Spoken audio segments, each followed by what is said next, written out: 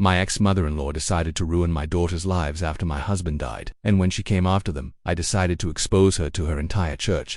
After my ex-husband died in an accident last year, my daughters and I faced chaos. We were in the middle of divorcing because he had cheated on me, having 2 kids with his affair partner, who also died in that crash.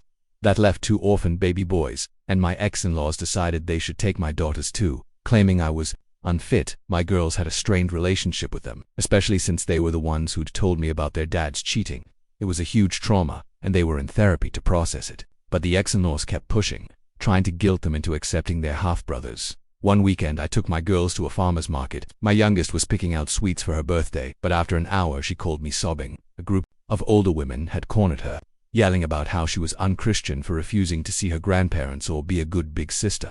I ran over with my older daughter and found 6 women from my ex-in-law's church berating her, stepped between them, told my daughters to go pay for their things, and stood my ground. They called me a terrible Christian wife, said I should obey my ex-in-laws, and blamed me for the family falling apart. Eventually it got so loud that we were asked to leave the market. They even followed us to the car still shouting. That night, I was livid. I called a friend from their church who told me my ex-mother-in-law had posted a sob story on the church's Facebook group claiming I'd left them homeless and stolen their grandkids. She had lied about the affair, calling the mistress a surrogate since I was too barren to have more kids, then saying I refused the babies because they were boys. Their church is strict about cheating. They see it as one of the worst sins, so I realized if I exposed the truth, their little support group would fall apart. Since my divorce wasn't finalized when my ex died, I still had no legal gag order stopping me from sharing evidence, so I gathered everything: photos of him with the affair partner, texts, emails, screenshots of my ex-in-laws insulting my daughters and blaming them for their dad's death. I even had messages where they called my daughters bastards 2 days after he died.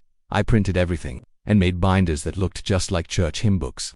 On the first page was a photo of my ex and his mistress kissing in our living room. That Sunday I quietly dropped the binders off at their church on the hymnal table, knowing no one ever checked those. By that night, the church's Facebook group was exploding with outrage. People turned on my ex-in-laws, furious about how they'd lied and bullied my daughters. Some still judged me for starting the divorce, but many understood once they saw the proof.